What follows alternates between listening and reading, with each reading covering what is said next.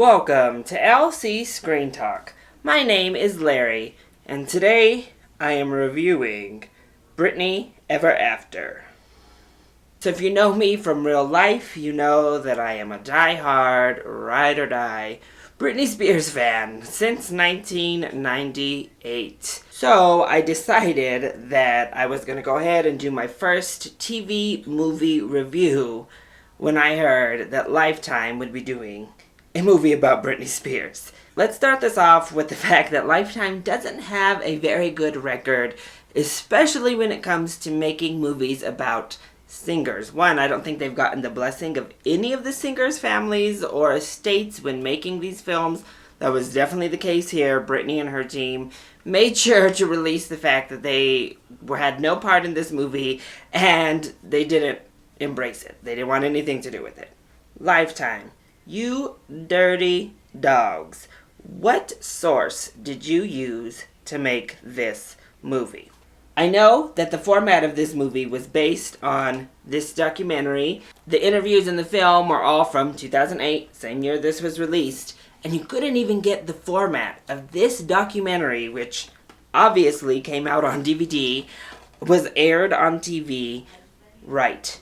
Not only could you not get the format or the questioning to a documentary that you have easy access to, you couldn't get costumes right. Not only could you not get them right, you couldn't even really get close to what it actually looks like. I think there's something called Google Images that might have helped you out there. And let's be real, these are iconic outfits that were supposed to be recreated here, from the matching denim outfit to her sparkly nude suits to even giving us the snake outfit or that infamous 2007 VMA performance. We got kind of in the ballpark most times, but I mean, really, come on now. And don't even get me started on her performances that were depicted in this film. I guess you have to give them some sort of break. I know you don't have a big budget, Lifetime, but whew, those middle school talent show set designs, I mean, really? We're gonna do this?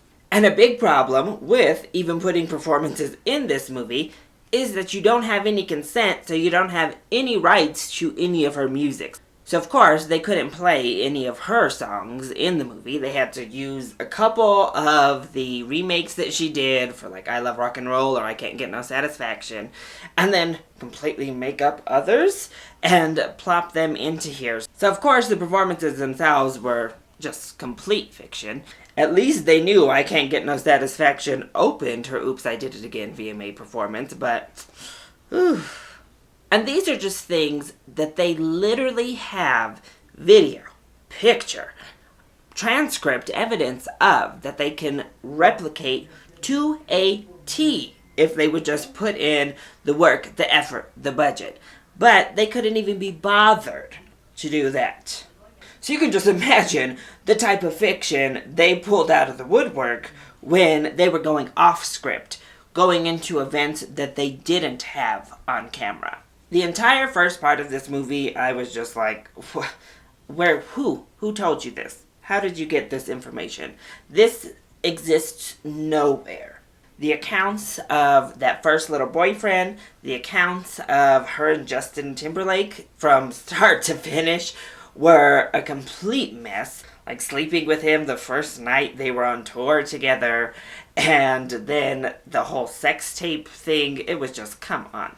Please point me to the fictional biography you used to come up with that, because trust me, I scoured the internet before even recording this to see if maybe I could find something about this fictionalized sex tape.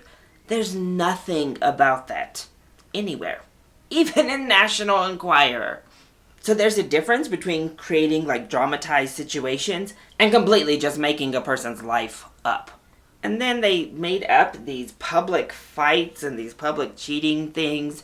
Come on now. I think if Justin Timberlake and Britney Spears had a dance-off to kind of settle a dispute in the middle of a club, we would have heard about it.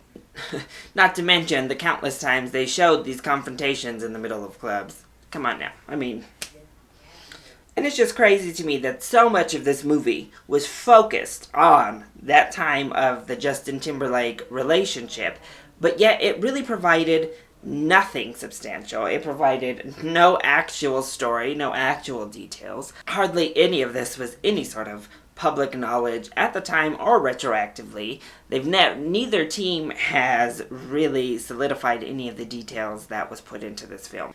It's kind of crazy that this even could bear her name.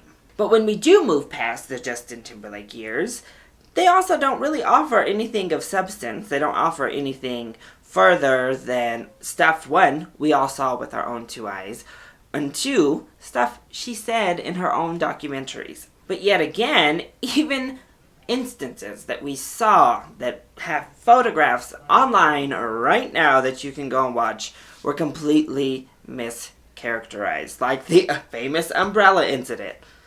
Completely false here. Just wrong. The head shaving incident. And of course, they don't try to delve any further into that. They just show her shaving her head. Complete falsitudes about these photo shoots. The 2007 VMA performance, having Justin Timberlake come and recite some cheesy, corny line to her before she hits the stage from when they were dating. I'm kind of flabbergasted that this is not just categorized as complete fictional work. Lifetime tried to save themselves there at the end, though, with that very long and detailed disclaimer about fictional material being included, over-dramatized material being included, and events being reorganized and reimagined. Long disclaimer for Lifetime to go ahead and protect themselves. As for the acting, I mean, our little main girl, you tried, I guess. I could tell that you were giving it what you could. But one, she didn't really look like Britney. Justin Timberlake's little guy didn't really look like Justin. I will say that Larry Rudolph, Britney's manager, spot on. He looked just like a young Larry Rudolph. But everybody else, I was like, oh. If you didn't tell me who this was, I'd have no idea who you were trying to be. The one area that they did get right, I like that they went after Sam Lefty, because he was a total scumbag. I again think that they kind of mischaracterized the whole relationship there, but what can you do, I guess? Honestly, Lifetime, just listen. Your movies are already in a category of their own. People enjoy your films for what they are. People that like your channel typically enjoy your films. I would say it's time to give up doing these singer movies already. You are striking out left, right, and center. You don't even get the rights to the films. And if you can't even be bothered to do research on simple things like costumes and performances and give a decent attempt at recreating them, just don't even try. Because clearly, you're not even really trying. And for you to give off the impression that you're going to do like these salacious stories and uncover all of this unknown information, when really all you're doing is making things up, putting your own spin on somebody's actual life, making up things like sex tapes, don't. You're not journalists. This is not breaking news. It's just fiction based on a real human's life. And Britney Spears' life has so much material already for you to recreate and retell. And if you did have new information, I think it should have probably been in her darkest times. But there was no new insight. You didn't even cover like the different theories and controversies that surrounded that 2007 breakdown, the shaving of the head, the different drug accusations that have went on. At least then, even though they're still not proven and never have been, I could have known where you got your information from. This film literally just made things up. I scoured, I promise you, I scoured the internet looking for any sort of sources, even the most outlandish sources that thought any of this was true, that would even halfway verify the idea coming up. And I couldn't find them. Also, I think they just kind of miscategorized Britney's personality in general.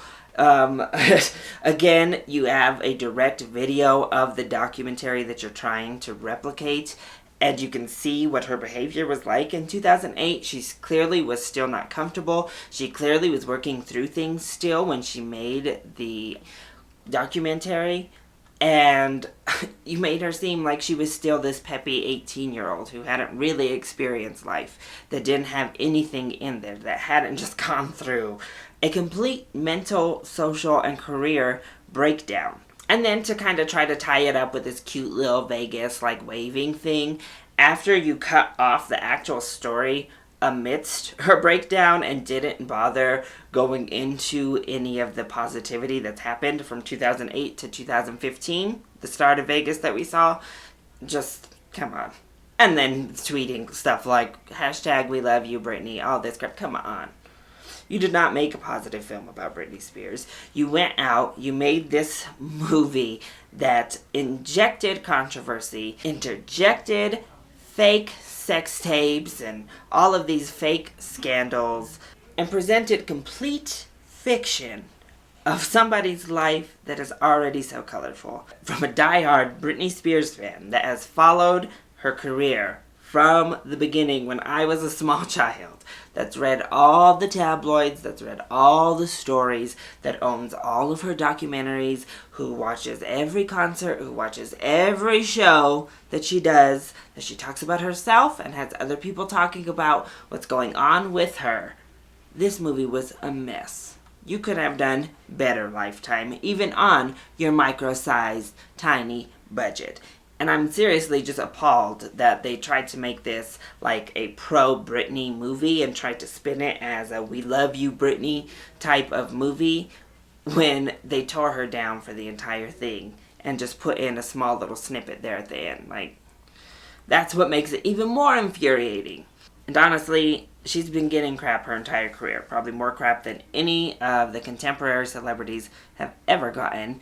Definitely more paparazzi, scrutiny, and literal attacks than pretty much everyone outside of maybe Lindsay Lohan has ever gotten. And she has worked through it all. She's in a great place right now. She's in Vegas with a huge successful show. She has her kids. She posts on Instagram and Twitter all the time, her Facebook accounts, true stories of like her and her kids and just kind of funny anecdotes. And you can just see she's in a good place both mentally and career. So for Lifetime to go back through, rehash and make up all this crap and try to drag her back down, drag her image and name back into the mud is just despicable. And then to put it under the guise of a loving tribute type thing to Britney, get the hell out of here.